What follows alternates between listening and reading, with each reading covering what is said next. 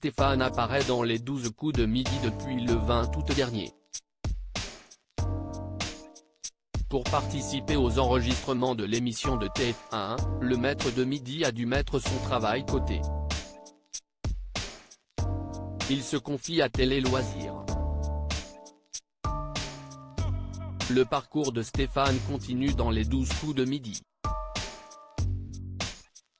Avec 101 participations, l'actuel champion du jeu de TF1 vient de s'installer à la 5e place du classement des meilleurs maîtres de midi. Présent depuis le 20 août dernier à l'antenne, son long parcours l'a obligé à mettre ses prérogatives professionnelles de côté.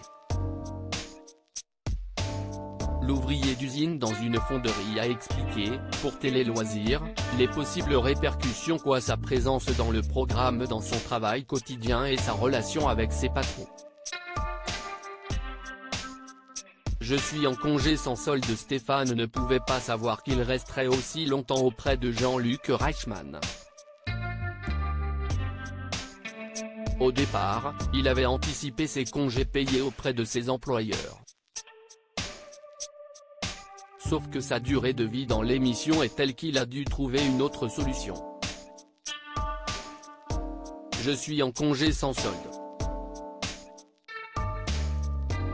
J'ai la chance d'avoir des patrons conciliants, commence-t-il avant d'expliquer qu'il avait pris ses précautions en amont. J'avais déjà alerté mes chefs que je pratiquais des jeux télévisés et que je pouvais être amené à être absent.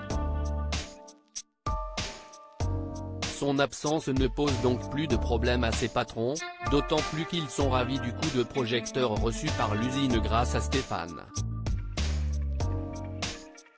Comme j'ai explosé dans ce programme et que je suis reconnu, mes patrons n'ont plus aucun problème, lâche le candidat dans un rire. Stéphane est reconnaissant envers ses patrons. Stéphane est reconnaissant.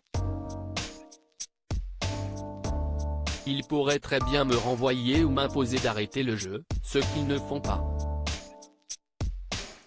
Ils sont très contents et moi, je ne les remercierai jamais assez pour ça, admet le champion de la Une, conscient de sa chance. Si est-il donc l'esprit léger qu'il peut se présenter face à ceux qui veulent le détrôner.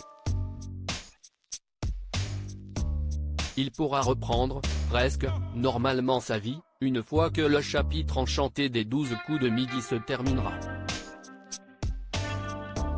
En attendant, il sera de nouveau en compétition ce mardi 29 novembre, où il tentera de faire grimper sa cagnotte tout en se rapprochant des plus grands comme Bruno Ourcade, plus grand maître de midi.